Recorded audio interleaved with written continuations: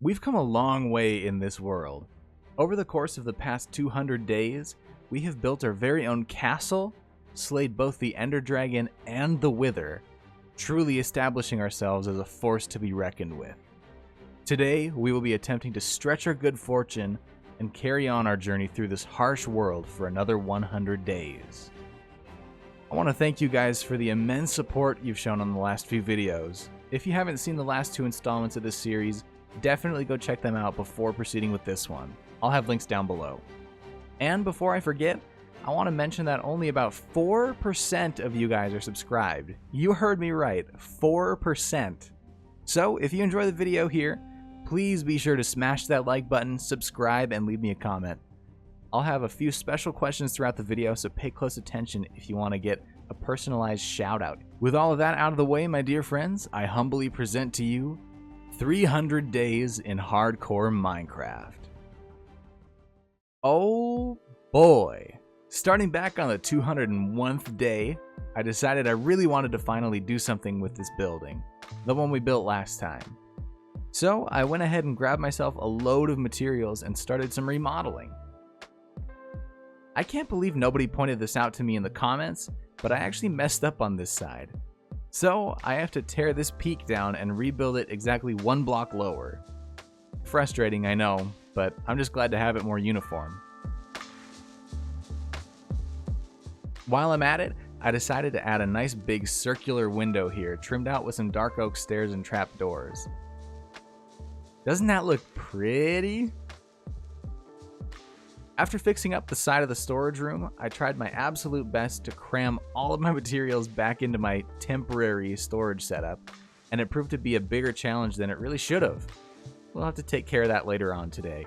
Since I'm still on my using weird blocks kick, I tried a trick I learned from BOO and added some note blocks all around the docks as crates that would have come in off of a fishing boat.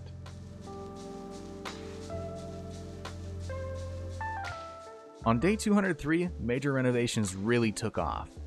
I asked you guys a while back in a poll here on YouTube what you enjoy seeing most of my videos, and 81% of you said building. That being said, I decided to make this video more build-centric to see if you guys prefer that kind of thing. So here in the storage room on the docks, I'm trying to make it more accessible through the castle without having to walk outside. I've built a nice little staircase leading up here to a split level platform and continuing upward to the top of this tower. Doing this gave the build so much more life and atmosphere. Anytime I can do that, I'm a happy boy. Back here on the second level, we have an amazing view of our stone pier and the docks. I am so excited to build myself a boat out there. Since it felt a little bit empty in here, I decided to add a wooden support beam going up through the center of the tower. It creates a really unique effect as you walk through the tower, but especially on the lower floors. Yet again adding some charm that this build needed. Taking a break from the storage room, I wanted to add some brighter highlights on the castle to complement the diorite walls we used on the storage room. So I grabbed myself some smooth stone and tried adding some variations here and there. As you can see though, this isn't really a foolproof plan. Boys and girls, we are getting a ton of building done today. I picked up my stone and started clearing out some sand and dirt because we're going to be adding some structure to this embankment. You'll see just how beautiful this front yard will be once we get the walls in and flatten out the terrain. The natural aspects of our castle are becoming more manicured and looking very intentional rather than remnants of the preceding terrain, which is key. Unfortunately, these renovations mean tearing down our dragon egg shrine. But don't worry amigos, we'll find a new home for it later in the video. The plain stone wall looks nice and everything, but I love to add these texture variations by breaking random blocks out and replacing them with things like andesite. Next, I installed this cool fence to keep us safe in style. And I decided I wanted access to this garden from up above. I added a simple staircase out front, and as you can see, it fits very naturally with our new lawn. Over at the west end of the garden, I wanted to add some sort of tower as an entrance to the garden from the path outside, so I'm leaving dirt here just as a placeholder. Thanks to our many expansions on this island, I forgot how much empty space we have below the castle. I decided to tap into this potential by constructing a vine farm for mossy blocks. However, I mistakenly placed the vines on the wrong side, so it's not very useful. After all that building, we've collected quite a bit of gunpowder over these last 10 days. That'll be perfect for making plenty of rockets for future exploration. I added another round window on the storage building to bring it all together, and added a few extra detail bits on the interior.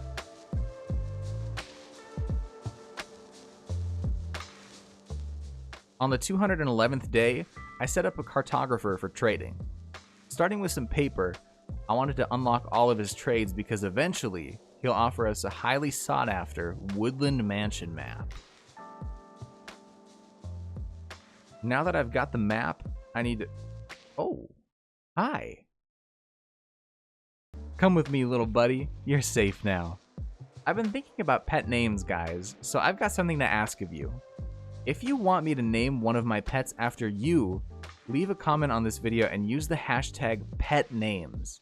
I'll pick winner's lottery style, just one from each video. Now before we leave, I have to say goodbye to my pals, because I don't know if I'll return home from this mission. So, good boy. Good boy. Good boy. Finally, I embarked at the end of day 212, finding a lot of cool things along the way. I've never actually found a woodland mansion in Minecraft, let alone explored one. I do know they can be very dangerous though, so let's hope this won't be our final voyage. After a day's exploration, I came across our woodland mansion. The nerves really started kicking in, as I knew just how dangerous even the lowly Vindicator can be. Despite all that, I boldly broke in. The most dangerous illager I could have faced here was the Evoker, which summons fangs and vexes. Luckily, I had the element of surprise, so I shot him from a distance before any evoking could take place. And with my new totem, I felt an unfamiliar sense of safety. True as that was, I nearly had a minor stroke when little Braden here snuck up on me like that. I made a few rounds through the mansion, but didn't manage to find anything worth taking back home. So, on day 216, I decided to head back homeward on a new path. I found some cool things here and there, such as this fresh new village with diamonds and a saddle on standby. I noticed this village had cats, so frantically I crafted a barrel to get a fisherman to buy fish from. I had my barrel, I had my subject, and yeah, I realized you can't buy fish from these guys. Since I hate horses, I decided some good old-fashioned immersion therapy was in order. I stopped and spent some time befriending these grazing beasts despite my prejudices. I came to find that each one had unique attributes, like this one with a lot of health, or the next one with an absolutely insane jump. I mean, this is a capital Y. I saw some breathtaking scenes along the way home, as well as a new pillager outpost. But finally, I made it back home safe on day 218. Popping into day 219, I want to get some more construction done in our storage building. But now it's time to prepare for our next big project. I grabbed my trapdoors and set out on an expedition for turtle eggs. It took me quite some time, but eventually I found my subjects and got myself some eggs. In the end, I only needed 4, but I took what I could get while I was there.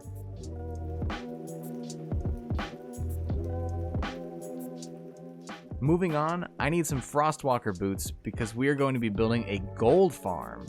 So, I traded with my villagers, gathered up a ton of glass, and started on an official redstone shelter box.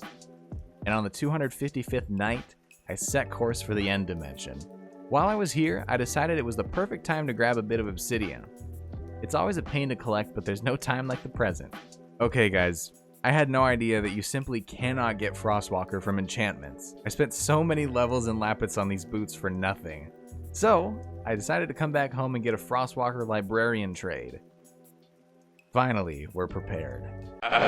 Okay then, now that we've got the enchantment, we can finally start collecting magma blocks we need for this gold farm.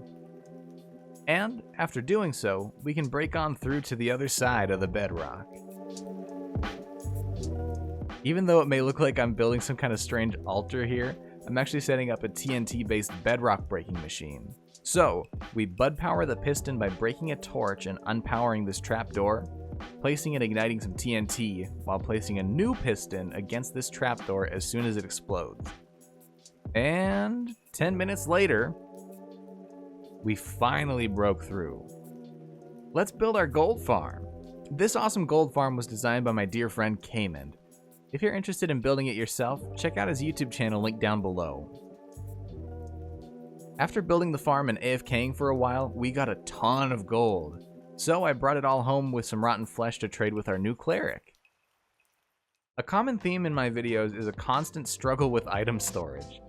I bit the bullet though when I moved everything I own into our proper storage room.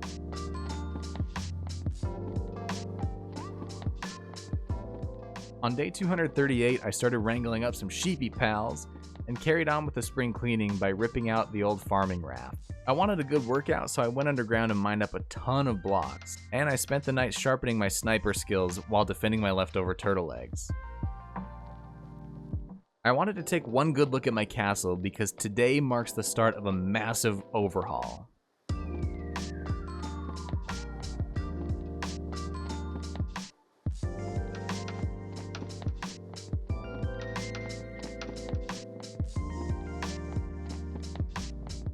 After all that building, I got myself a mason villager, then brewed up some fire resistance because we are going back for more ancient debris. I've got to tell you guys, this chunk border mining method is amazing. I found so much debris just simply digging the tunnel to lay the TNT in. And let me tell you, we blew up a lot of TNT and got a lot of netherite. I feel cheaty. I watched a video a while back that showed this vanilla x-ray trick, and I wanted to use it to light up all the caves around me. The creeper farm does okay, but it could be so much better. I found my very first cave and lit it up. I was at this for a very long time. The longer I carried on lighting up the caves, the more dangerous they got. At least I can tell the spawn proofing is working though, right? While we do some caving, I just wanted to mention something to you guys. I really would love to build a nether base near that nether fortress we have. But what I want to ask you though, is what kind of base should I build? I want you to go down to the comments section and leave a comment with the hashtag netherbase if you have any ideas. If I end up using your suggestion, I'll share your comment in the next video. And since I've got a bit of time, I'll mention again that if you're not subscribed, do it now! You've got nothing to lose! And finally, on day 266, we returned home safely with all kinds of goodies, including an enchanted golden apple and plenty of diamonds. We're looking pretty rich, and that reminds me, I've got some ancient debris that needs to get smelted down. And in the meantime, while that smelts, I'll go ahead and fill the castle window in with some white stained glass. This place is looking so great. And now I've got to gather up some materials to build the most requested project by far. Ladies and gentlemen, let's build a boat. While I build this, I just want you to keep in mind that I have never, ever built a boat in Minecraft. That being said, I think I did a pretty good job. On day 276, I cured some villagers to lower their trade prices, and I got mending so I could keep my two favorite hoes around forever. I did some more mining, and I was so excited that I finally had another use for my sponges. Like, for real guys, you have no idea. As I carried on mining, I had some time to relax and think. I realized that my time would be better spent expanding the creeper farm, because I really want some more TNT. But, I mean, there's nothing to worry about, guys. I'm fine. So I headed back to the Enderman farm to repair my pickaxe, and I finally got to work on the second layer of this creeper farm. Speaking of which, this farm was also designed by my main man, Cayman. You really should be checking him out as soon as you're done watching this video.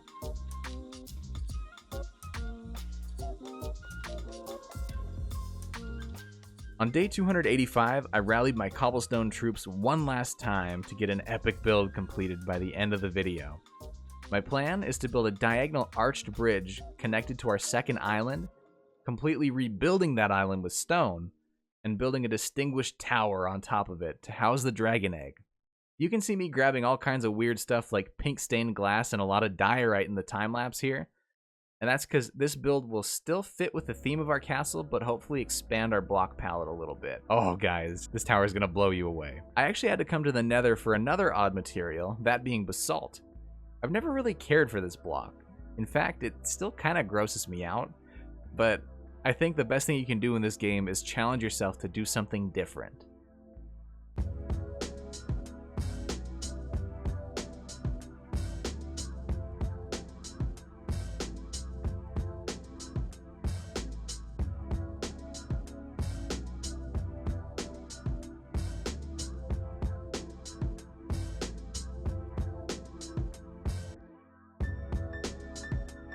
And just like that, our tower is nearly finished.